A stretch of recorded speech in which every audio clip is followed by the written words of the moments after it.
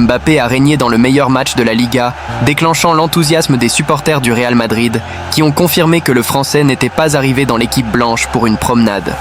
Il veut être une légende. Il veut être chrétien. Il a marqué un but sur penalty, mais c'était la moindre des choses. Mbappé a montré qu'il était un joueur extraordinaire, peut-être bien meilleur que ce que de nombreux fans pourraient le penser. Contre le Real, il a tout bien fait, en sortant des jeux qui n'avaient pas été vus à Madrid depuis l'époque de Ronaldo.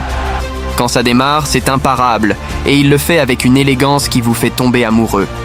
Pour l'avenir, il ne va toujours pas bien, et il compte 4 buts en 6 matchs, mais le sentiment est que la bouteille de ketchup est sur le point de s'ouvrir et qu'il peut marquer un but par match. Dans une soirée où le Real méritait plus, 3 bâtons, Güler a également brillé. Le garçon mérite d'être titulaire, peu importe à quel point Ancelotti insiste pour dire le contraire. Dans une équipe où Kroos continue de manquer, sa présence semble indispensable. Brahim, 5 minutes fatales. Ce bon vieux Brahim a sûrement retenu la leçon.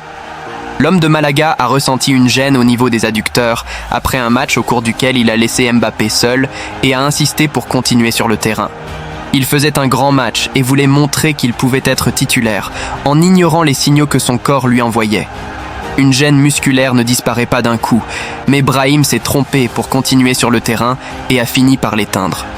5 minutes plus tard, il a dû quitter le terrain dans un état encore pire que celui dans lequel il se trouvait, avec des difficultés à marcher.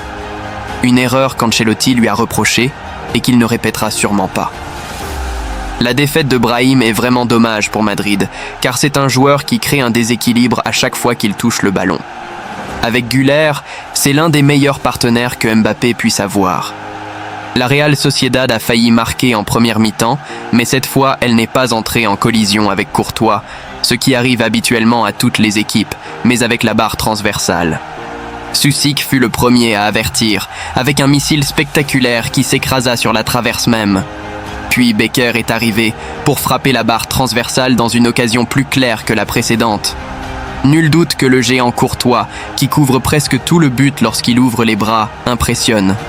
Et dans la deuxième partie, c'est encore la même chose. Beau jeu entre Sadik et Susic et le Croate, qui termine avec classe et s'écrase encore avec le bâton. Güler doit jouer. Le Turc est un footballeur différent, un talent unique dans l'effectif du Real Madrid. Et sa présence dans cette équipe à laquelle manque Kroos pour donner de la vitesse et du sens au jeu, sa présence est fondamentale. Güler fait tout bien et a développé l'année dernière un physique qui lui permet de jouer sans problème au centre du terrain. Ancelotti a déclaré avant le match qu'il n'était pas prêt à être le titulaire incontesté, mais qu'il devrait jouer assidûment.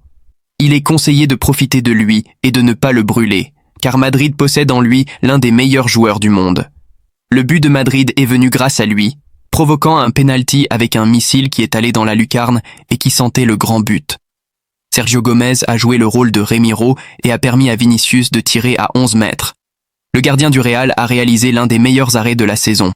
Il ne reste que 5 jours, mais peu d'arrêts meilleurs que celui qu'il a réalisé contre Rudiger, après une faute latérale, seront visibles. Modric a décoché un coup franc latéral, le défenseur central allemand a dirigé avec puissance et a donné une main salvatrice à Remiro sur la ligne, qui a reçu les félicitations de Fed après son arrêt.